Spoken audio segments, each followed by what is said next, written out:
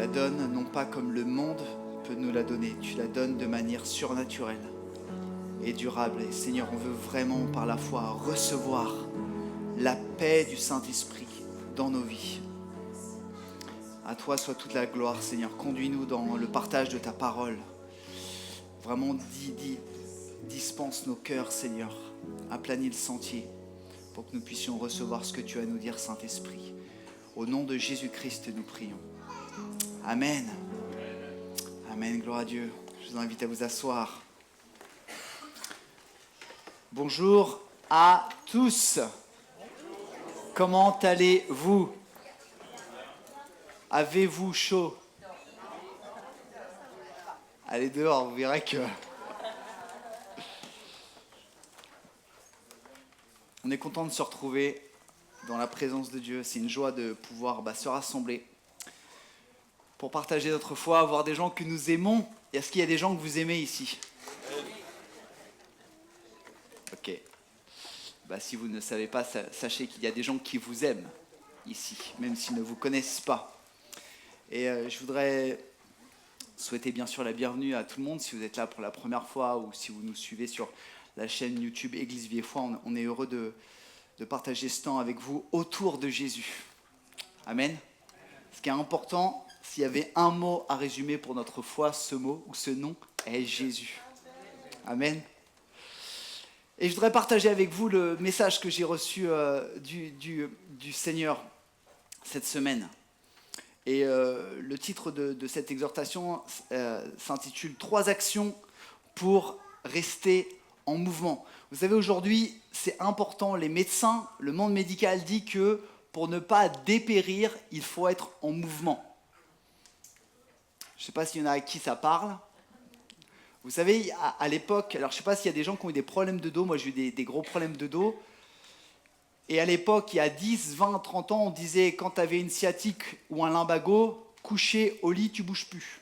Il y en a qui ont connu ça? Avec la bouillotte. Mais merci Seigneur parce qu'il a doté les hommes et les femmes d'intelligence et les médecins ont découvert que finalement de ne pas bouger c'était pire. Vous savez ça?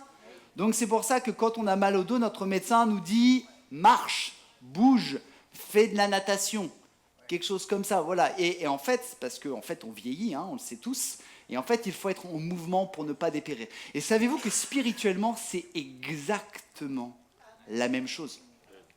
Nous devons bouger, être en mouvement permanent spirituellement. Et c'est assez intéressant parce que nous sommes des disciples de Jésus. Et Jésus, quand il a rencontré des hommes et des femmes, il leur a dit ces mots, « Suis-moi ». Être en mouvement. Jésus a demandé aux gens de le suivre. Il n'a pas simplement dit « Crois en moi », il a dit « Suis-moi ». Et ces personnes se sont levées et l'ont suivi. On va voir que malheureusement, dans la Bible, il y a des gens qui ont refusé de le suivre aussi. C'est une réalité. Et sachons que notre premier mouvement spirituel le plus important, c'est le jour où on a donné notre vie à Jésus. Est-ce qu'il y a des gens qui ont fait cette expérience merveilleuse? Vous savez que c'est plus grand que gagner une finale de la Coupe du Monde. Amen. Ouais. Parce que la finale de la Coupe du Monde, on la gagne pour 4 ans. Quand on donne sa vie à Jésus, on gagne pour l'éternité. Gloire à Dieu. Ça, c'est le premier mouvement spirituel du chrétien. C'est quand quelqu'un dit « Moi, Mathias, je me reconnais que je suis pécheur. Je crois que Jésus est mort pour moi. Je crois que Jésus est mort pour laver mes péchés. Donc, je décide de le suivre. » Et là, c'est gagné. Et c'est un premier mouvement spirituel. Mais il ne faut pas s'arrêter. Parce que nous sommes des disciples de Jésus. Nous sommes, je préfère l'expression anglaise qui dit « followers of Christ », des suiveurs de Jésus. En français, c'est pas terrible. Je suis un suiveur de Jésus. Mais j'aime cette idée de « je suis Jésus ». Et comme Jésus est en mouvement, avez-vous lu dans la Bible le nombre de kilomètres que Jésus a fait à pied? L'inventeur des 10 000 pas, ce n'est pas les médecins, c'est Jésus. 10 000 pas par jour, je pense que Jésus était plutôt à 100 000 pas. Et nous devons être en mouvement. Il y a beaucoup de choses à faire pour être en mouvement spirituel et de ne pas dépérir. Et j'ai eu à cœur d'en aborder 3 ce matin avec vous. Alors, je n'ai pas vraiment fait exprès, mais les 3 commencent par un R. Donc voilà, on pourrait dire les 3 R, ça fait une bonne punchline. Il s'agit de résister, il s'agit de rassembler et il s'agit de racheter. Résister, rassembler, racheter. Est-ce que tu peux le dire à ton voisin ce matin? Ah bah voilà, vous avez tout oublié. Résister, rassembler, racheter. Est-ce que vous êtes capable de le dire à l'envers maintenant?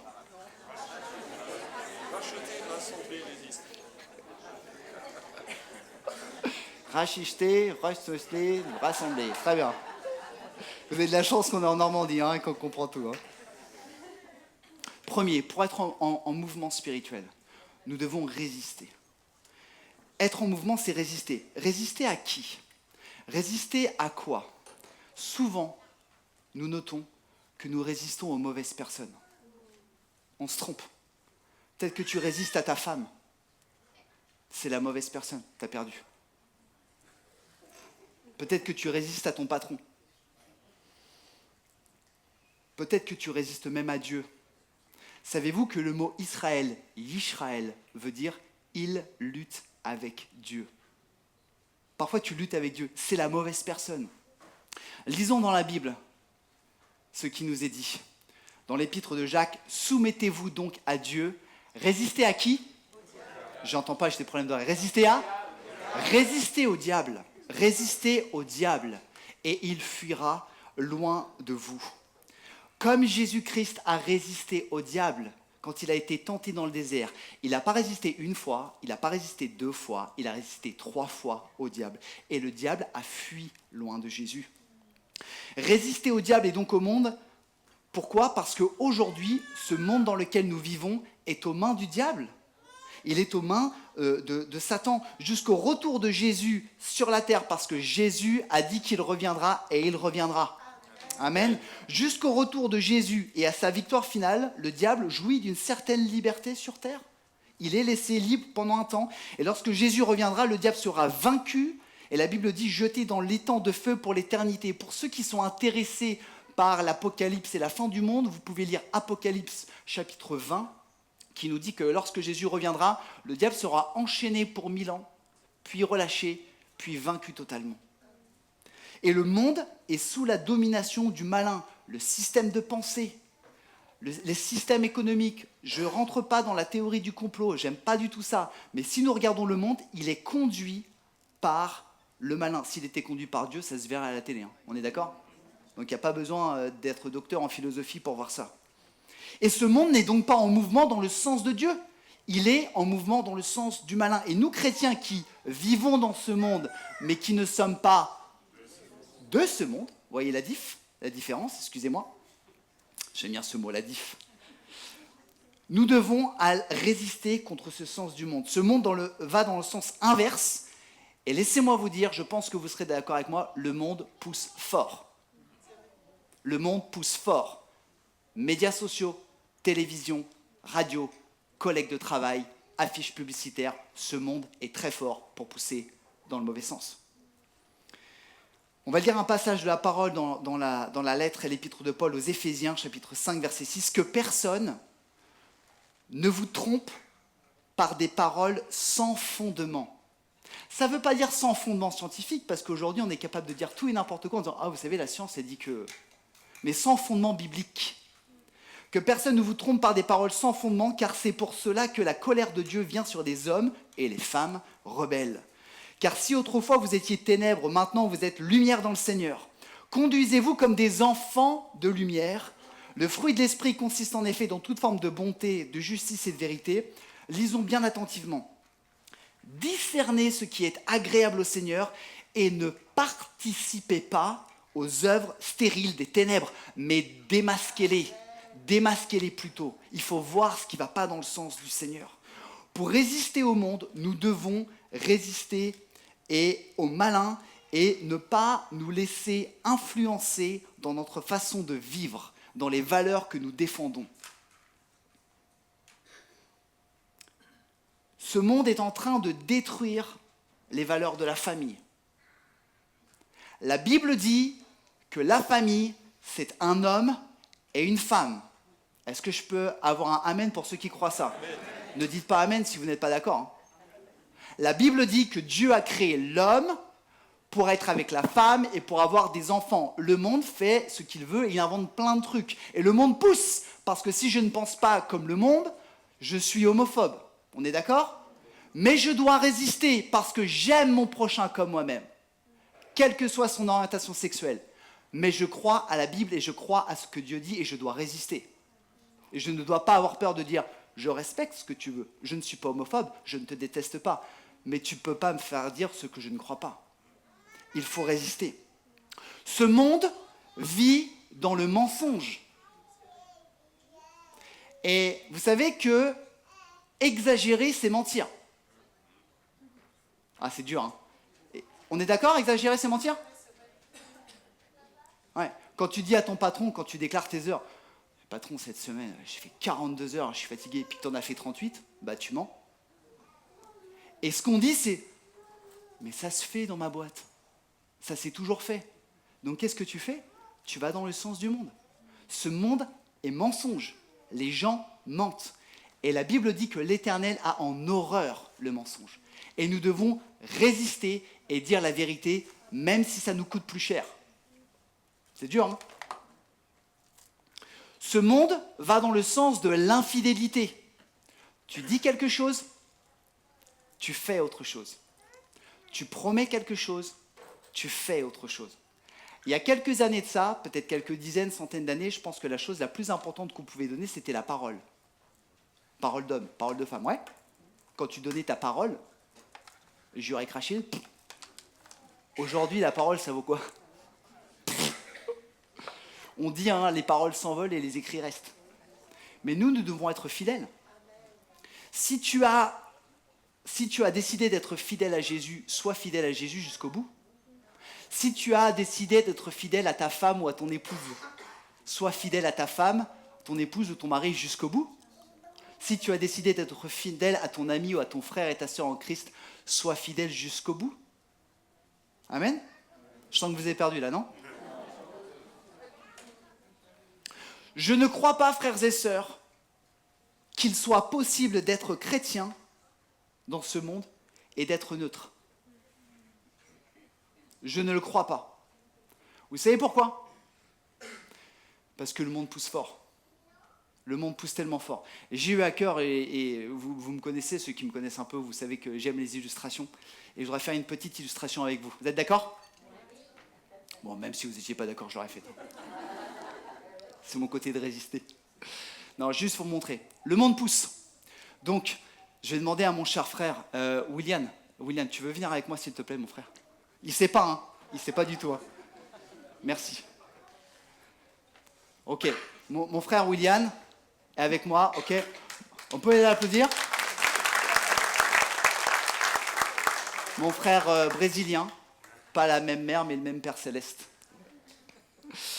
Et mon frère représente le monde, ok? Et le monde me pousse, d'accord? Donc pousse-moi, ok?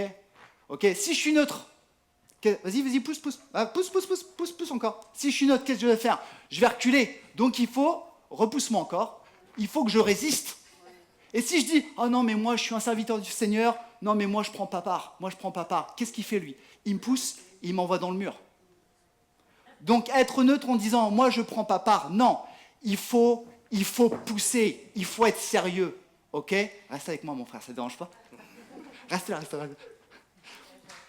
C'est mon garde du corps. Pour résister face au monde, c'est une image, hein. Mon frère, c'est un disciple de Jésus, c'est pas le monde, hein. On est d'accord? Allez pas le voir à la fin de... Oh, t'es du monde, pas bien, toi. Pas bien. Pour résister au monde, il faut que je sois fort spirituellement. Et il faut que je sois ancré dans la parole de Dieu. Si je ne connais pas la Bible, ou si ma seule connaissance de la Bible, c'est le WhatsApp que je reçois tous les jours, mes appuis, quand il va me pousser, ça va être ça, vas-y. Ok? Par contre, si je suis solidement ancré dans la parole de Dieu, et que je lis la Bible, vas-y, pousse. Pas trop quand même.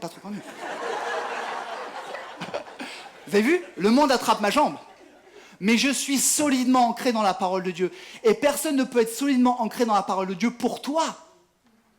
Autre chose, j'ai encore besoin de toi, mon frère. Pour être solidement ancré, pour résister au monde, j'ai besoin de fréquenter des gens qui me tirent vers le haut et qui croient les mêmes choses que moi et qui m'aident à résister. Et donc, Merveille, est-ce que tu peux venir, s'il te plaît?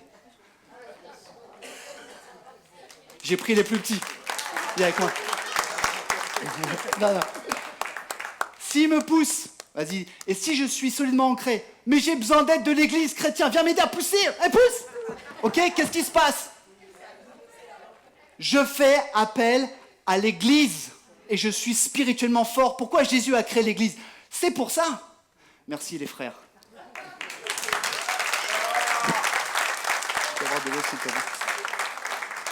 C'était important pour moi. Merci beaucoup. C'est pas une animation, c'est pas de la distraction. C'est important pour moi de faire comprendre les choses. Et on ne peut pas juste dire « Oh, tu sais, moi je prends pas position, moi je dis pas ce que je pense. » Le but, frères et sœurs, c'est pas d'être un rebelle. Il y en a, c'est des rebelles. Il y en a même, pardonnez-moi pour la vulgarité, il y en a même, c'est des gueulards. Ouais, pardonnez-moi. Mais ça ne servira à rien d'être un rebelle et de brailler. Le Seigneur te demande de résister spirituellement, d'être en mouvement et pas de t'agiter en professant des choses.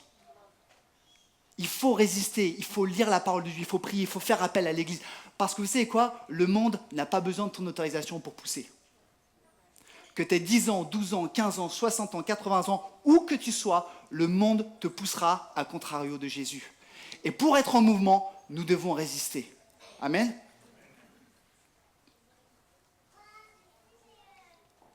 Je bois, excusez-moi.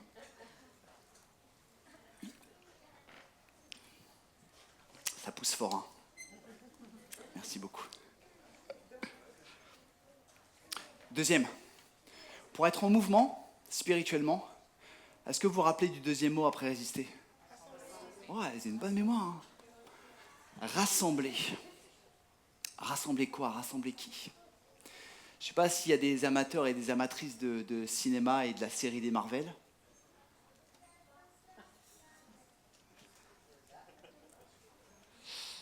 Il y en a qui ont vu le film Les Avengers? Ouais. Et qu'est-ce que Captain America il dit avant d'attaquer? Avengers. Assemble. Rassemblement. Et là, c'est là où vous avez des frissons. Là. Ta-ta-ta. Et là, vous dites, ils sont forts quand même à créer des émotions. Quoi. Vous savez quoi? Moi, je crois que Jésus a créé l'Église pour qu'elle s'assemble. Et quand tu es dans le rassemblement, quand tu es auteur du rassemblement, quand tu travailles au rassemblement, tu es en mouvement. Tu es en mouvement spirituel. L'Église ne plaît vraiment à Jésus, je crois, que si elle est sainte et si elle est unie. Et en tant que pasteur à l'Église Vie et Foi, je peux vous dire que nous avons du travail à EVF pour nous sanctifier et pour être unis. Je vais lire un passage dans Jean 17, 20. Je sais que c'est un passage qui est cher à nos frères du groupe de louanges. Jean 17, 20, Jésus dit « Je ne prie pas pour eux seulement, mais encore pour ceux qui croiront en moi à travers leurs paroles. » J'ai vu ça ce matin. Remarquez, pour ceux qui croiront en moi à travers leurs paroles. C'est-à-dire qu'à travers ta parole, des gens vont croire à Christ. C'est énorme. Je prie pour ceux qui croient en moi à travers leurs paroles, afin que tous soient un, comme toi, Père, tu es en moi, et comme je suis en toi. Afin qu'eux aussi soient un en nous, pour que le monde croie que tu m'as envoyé. Là, il nous est dit que nous devons être unis comme Jésus et Dieu sont unis. On ne peut pas expliquer à quel point Dieu et Jésus sont un. C'est la raison pour laquelle, souvent, on vous a peut-être déjà posé cette question, mais je ne comprends pas, Jésus et Dieu, c'est la même personne ou ils sont deux? Ils sont un ou ils sont deux? On vous a déjà posé la question comme ça?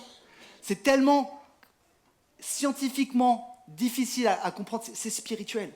Et Jésus prie que nous soyons un comme ça, comme lui et Dieu sont un. Pour être en mouvement, le disciple de Jésus doit vivre l'Église et être continuellement dans une perspective de rapprochement, rassemblement avec ses frères et ses sœurs en Christ. Je parle d'unité spirituelle. Je parle de communion fraternelle. Je ne parle pas de politesse chrétienne. Vous voyez la différence? Voyons-nous la différence.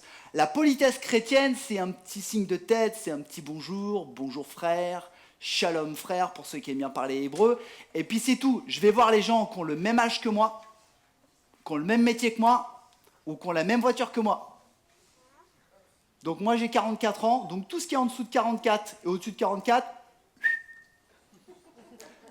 c'est marrant, mais finalement, quand on prend du recul, qu'est-ce qui se passe dans nos assemblées? On va toujours voir les mêmes personnes. Vrai ou faux?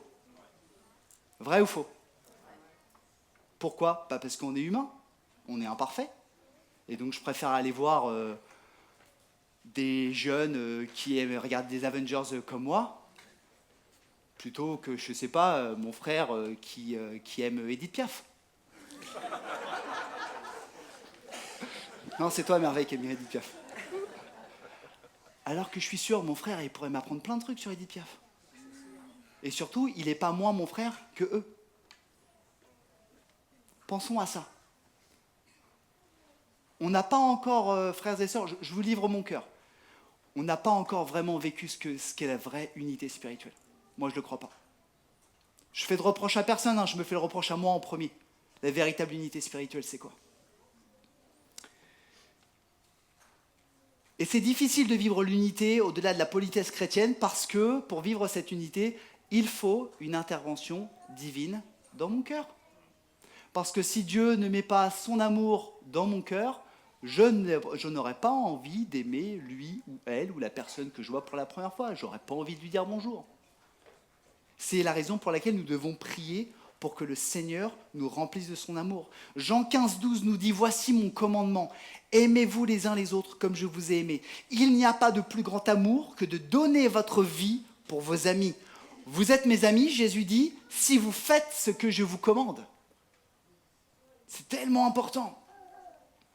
Posons-nous la question aujourd'hui, est-ce qu'aujourd'hui, moi, disciple de Jésus, je suis en mouvement dans cette action d'assembler et de rassembler, pas uniquement autour des personnes autour de mon cercle, mais autour des gens autour de moi qui sont des disciples de Jésus. À l'église Vie et Foi, nous avons des petits groupes de prière, nous avons des groupes de maison, nous avons des moyens de vivre ce rassemblement. Est-ce que j'ai envie? Est-ce que j'y participe? Ou est-ce que je ne suis même pas au courant de ça? Troisième et dernier point, après résister, rassembler, racheter. Être en mouvement, c'est racheter le temps. On va lire un passage dans la parole de Dieu, toujours dans la lettre aux Éphésiens, Éphésiens 5, 15 à 17. Faites donc bien attention à la façon dont vous vous conduisez. Ne vous comportez pas comme des fous, mais comme des sages. Rachetez le temps, car les jours sont mauvais. Est-ce qu'on est tous d'accord pour dire que les jours sont mauvais? Donc la Bible est intemporelle. Intemporelle. C'est pourquoi ne soyez pas stupides, mais comprenez quelle est la volonté du Seigneur. La Bible dit que Dieu nous a sauvés de notre vaine manière de vivre. Qui dit vain dit inutile. Si nous vivons sans Dieu, nous vivrons, il n'y a pas de souci. Mais quelque part, nous perdrons du temps parce que nous investirons plus dans notre royaume que dans son royaume. Et j'ai une bonne nouvelle qui peut être aussi une mauvaise. En tout cas, je n'espère pas que c'est une mauvaise pour vous. Depuis que tu es devenu disciple de Jésus, tu ne roules plus pour toi.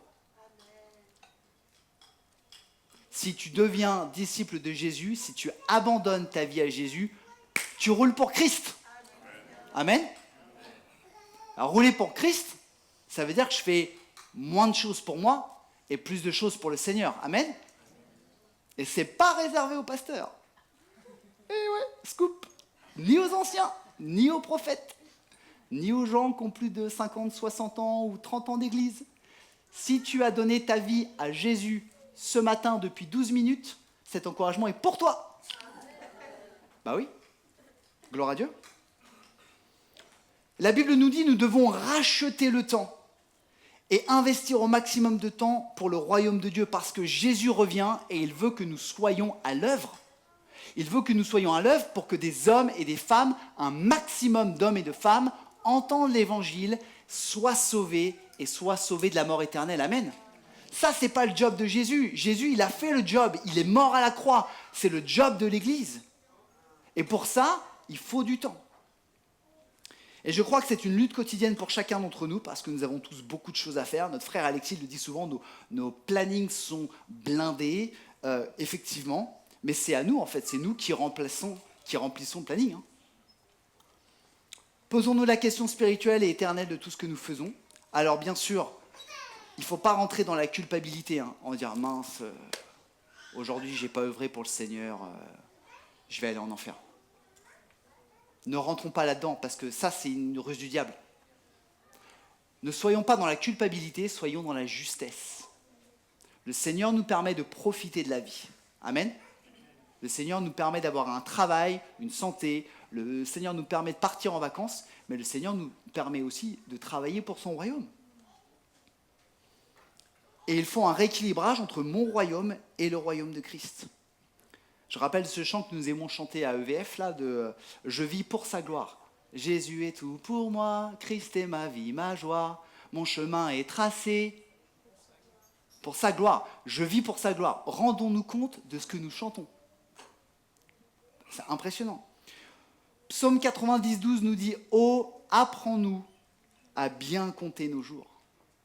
Je pense que nos frères et sœurs aînés dans la foi peuvent partager leur expérience. Apprends bien à compter nos jours afin que notre cœur acquiert la sagesse. D'autres versions nous disent que fais-nous comprendre que notre vie, elle est courte. Et je voudrais peut-être à tous nous donner peut-être un petit challenge avant de terminer cette semaine, pour cette semaine.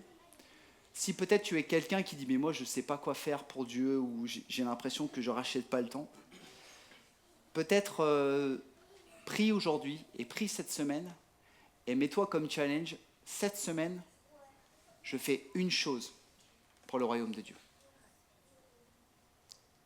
Une.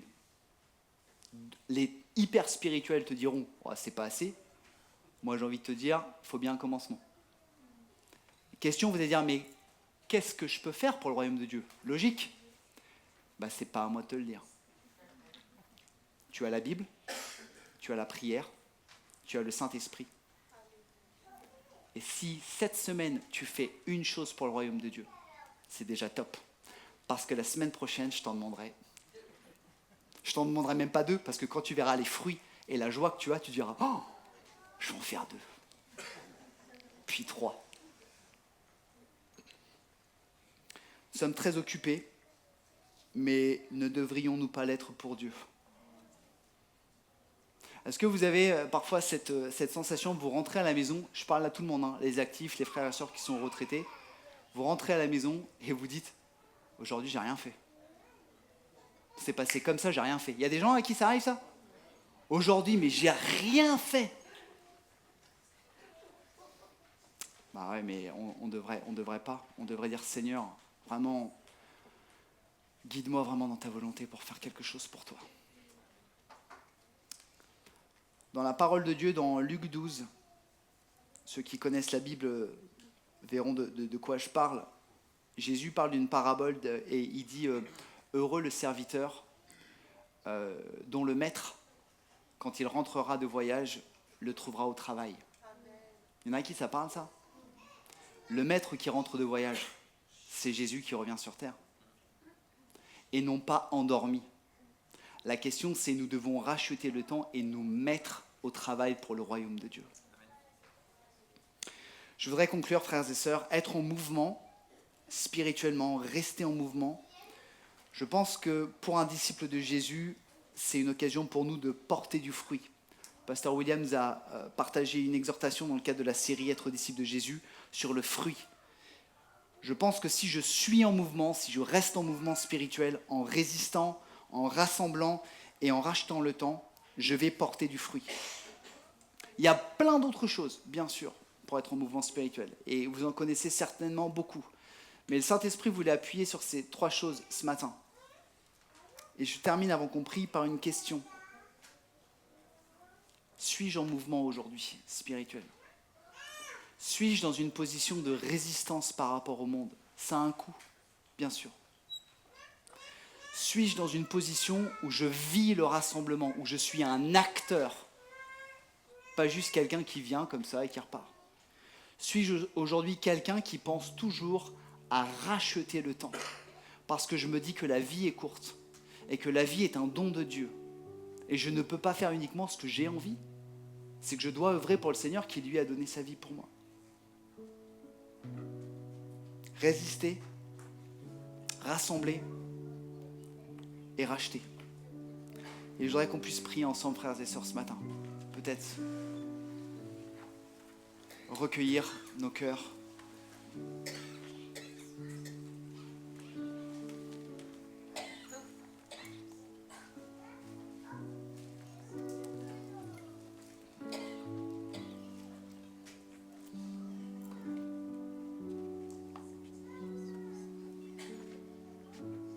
Je ne vais pas faire d'appel ce matin, mais je souhaiterais qu'on puisse prendre quelques secondes entre nous et le Saint-Esprit. Pour que le Saint-Esprit parle à chacun de nos cœurs. Pour peut-être pointer là où nous ne sommes pas ou plus en mouvement. Et que peut-être à notre place, nous puissions demander pardon au Seigneur et nous engager de nouveau. Prenons vraiment quelques secondes dans la prière.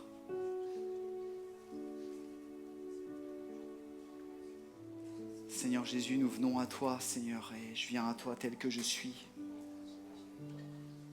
Esprit de Dieu, je sais que tu as montré, je sais que tu as parlé ce matin, je le crois.